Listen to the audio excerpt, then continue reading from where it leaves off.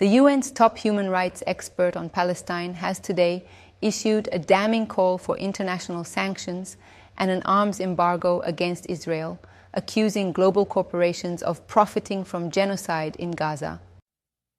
Francesca Albanese, the UN Special Rapporteur on the occupied Palestinian territories, presented a report to the Human Rights Council alleging deep corporate complicity in Israel's 21-month military campaign. Her report, titled From Economy of Occupation to Economy of Genocide, asserts that Israel's actions continue because they are lucrative for many. While life in Gaza is being obliterated and the West Bank is under escalating assault, Israel's genocide continues. Because it is lucrative, the report states. Albanese, who first labeled the Gaza offensive a genocide in January 2024, argued the evidence is overwhelming, citing over 56,000 deaths reported by Gaza authorities, destruction of 80% of homes, and imposed conditions preventing survival.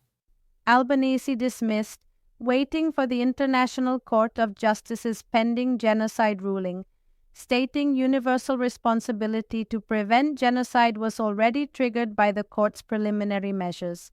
Israel disputes the ICJ's jurisdiction. The report details extensive international corporate involvement. Firstly, weapon supply, highlighting the F-35 fighter jet program, involving Lockheed Martin and over 1,600 suppliers from 8 states, noting Israel used it in beast mode with heavy bomb loads. A UK court recently ruled British F-35 parts exports lawful despite potential violations of international law. Lockheed Martin deferred comment to the US government. On technology use. Criticizing Palantir for its strategic partnership with the IDF on war-related missions, despite the company denying involvement in controversial targeting programs like Lavender. On heavy machinery, accusing companies like Volvo of supplying equipment used in mass demolitions, turning passive suppliers into deliberate contributors to displacement. Volvo stated much equipment was second-hand and emphasized contractual human rights requirements with its Israeli partner Merkavim, a company listed by the UN for operating in occupied territory.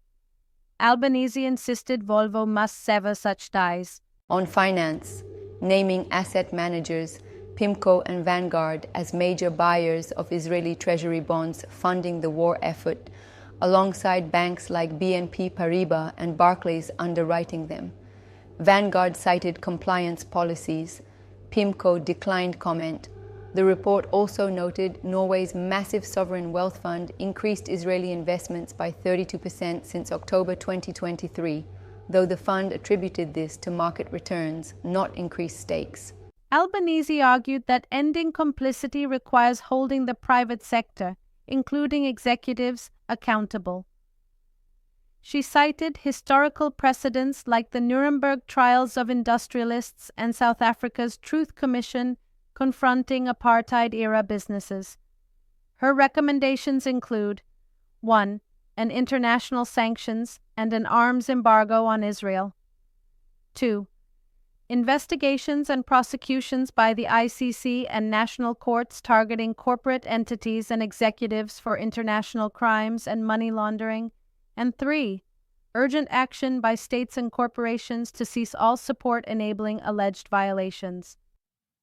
The report concludes that corporate profit fuels the ongoing crisis, demanding immediate global action to halt the economy of genocide.